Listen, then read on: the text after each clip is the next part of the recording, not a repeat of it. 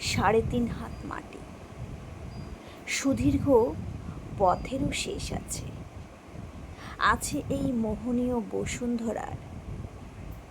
শুধু শেষ নেই বনু আদমের আশা আকাঙ্ক্ষা, চাওয়া পাওয়া ও লোভ লালসার। তারই আলোকে এই ছোট্ট গল্প। এক গ্রামে রিয়াজউদ্দিন নামে জনৈক ধনী ব্যক্তি বাস করতেন। তার 2 ছেলে। বড় ছেলে আরমান ওকালতি পাশ করে শহরেই থাকে। ছোট ছেলে আনোয়ার গ্রামে বাস করে। আনোয়ার পেশায় কৃষক। গ্রামের মাদ্রাসা থেকে সে 8ম শ্রেণী পাশ করেছে। সে গভীর অনুরাগী।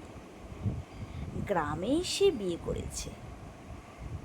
হঠাৎ ব্রেন স্ট্রোক করে ইন্তেকাল করেন রিয়াজউদ্দিন।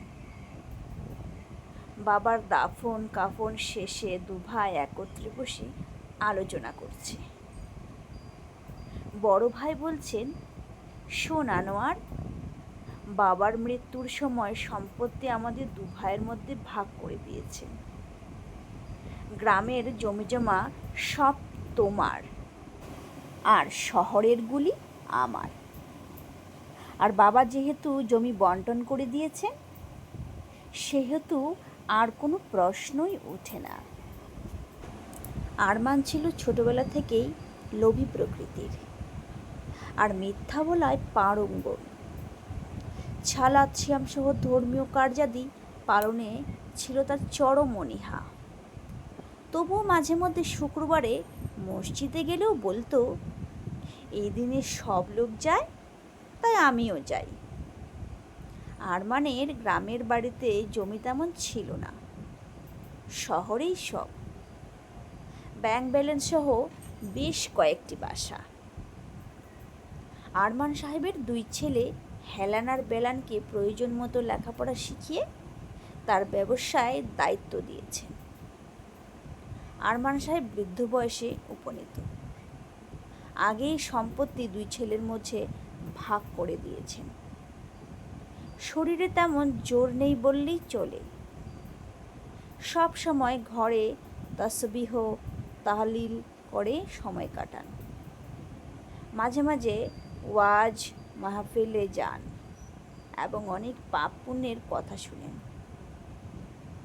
মনে মনে ভাবেন কিছু অর্থ সম্পদ দিয়ে ইয়াতিমখানা, মাদ্রাসা, মসজিদ তৈরি করে দিবেন। কিন্তু আশা সেখানেই শেষ।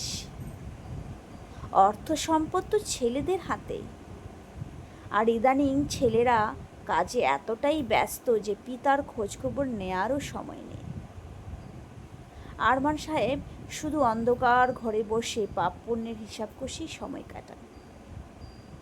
একদিন 2 ছেলের জোরালো কণ্ঠের আওয়াজে পিতার কানে প্রবেশ করে। তাদের মাঝে দ্বন্দ্ব পিতাকে নিয়েই।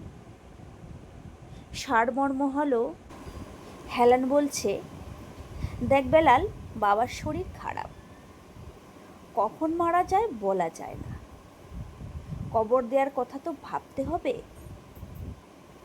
উত্তরায় তোর যে খালি জায়গা পড়ে আছে, সেখানে দেওয়া যায় বলে ভাবছি। কথার মাঝে বাধা দিয়ে বেলাল বলে, না, এটা সম্ভব নয়। গতকাল ইঞ্জিনিয়ারের সাথে কথা হয়েছে, ওখানে একটা ফ্ল্যাট তুলব। বরং বিশ্বাস পাড়ায় তোর জায়গা আছে, সে জায়গায় দাফনের চিন্তা করা যায়। না না, ওখানে আমার ভিন্ন পরিকল্পনা আছে। 2 ভাইয়ের মাঝে তর্ক ঝগড়ায় রূপ নিল। পরিশেষে তারা বলল, আমাদের আর কি দোষ বল? বাবা যদি গ্রামের সব জমি চাচাকে লিখে না দিত, তবে সেখানে বাবার কবরের ব্যবস্থা করা যেত। আরমান সাহেব ছেলেদের কথা শুনছেন আর নীরবে চোখের পানি ফেলছেন। জীবনের এতটা বছর অতিক্রম করেছেন লোভ, লালসা আর অর্থের মোহে। কখনো পরকালের কথা ভাবেননি। অথচ ছোট্ট ভাইকে ঠকিয়ে এত সম্পদ দখল করার পরেও 3.5 হাত জায়গা তার ভাগ্যে জুটছে না। হায় রে নিয়তি, হায় রে জীবন, হায় রে 3.5 হাত জমি, আজ সবই আমার পর। শিক্ষা অন্যকে ঠকানোর পরিণতি কখনো ভালো হয় না। গল্পটি শুনে ভালো লাগলে নিশ্চয়ই কমেন্ট করে জানাবেন এবং কোথাও কিছু ভুল হলে ক্ষমা করে দেবেন। এবং নতুন নতুন গল্প পেতে চ্যানেলটিকে সাবস্ক্রাইব করতে ভুলবেন না যেন। নমস্কার।